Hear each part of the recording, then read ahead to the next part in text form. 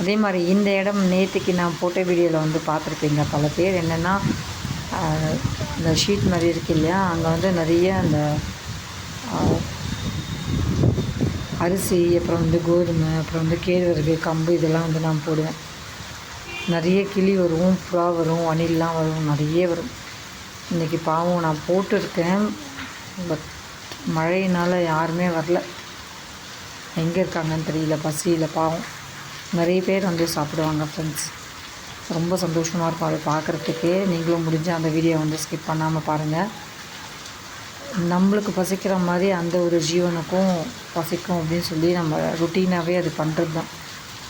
பண்ணும்பொழுது நிறைய அணில் வரும், நிறைய கிளி வரும். அந்த சவுண்டெல்லாம் கேட்கும்போது ரொம்ப சந்தோஷமாக இருக்கும் மனதுக்கு. இன்றைக்கி அவங்கள ரொம்ப மிஸ் பண்ணுறேன், எங்கே இருக்காங்கன்னு தெரியல. பட் வச்சுருக்கேன். கொஞ்சம் மழை விட்டதுன்னா வந்து தீனி வந்து எடுத்துப்பாங்க.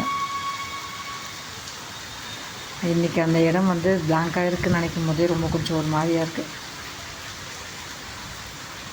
நீங்களும் இந்த மாதிரி வாயில்லா ஜீவனுக்கு வந்து உணவு கொடுங்க. அதே மாதிரி நிறைய ரெயின்ஃபால் இங்கெல்லாம் இந்த பக்கம்லாம் வந்து பார்த்திங்கன்னா, குறிப்பாக சென்னை, காஞ்சிபுரம், திருவள்ளூர், செங்கல்பட்டு இந்த டிஸ்ட்ரிக்டில் வந்து நிறைய மழை அப்படின்னு சொல்லியிருக்காங்க.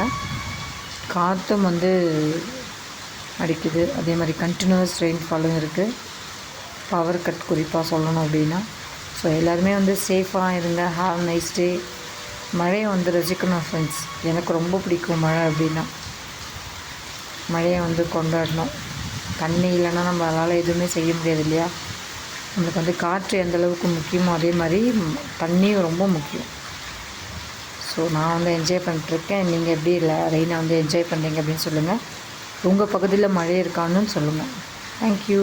பாய்.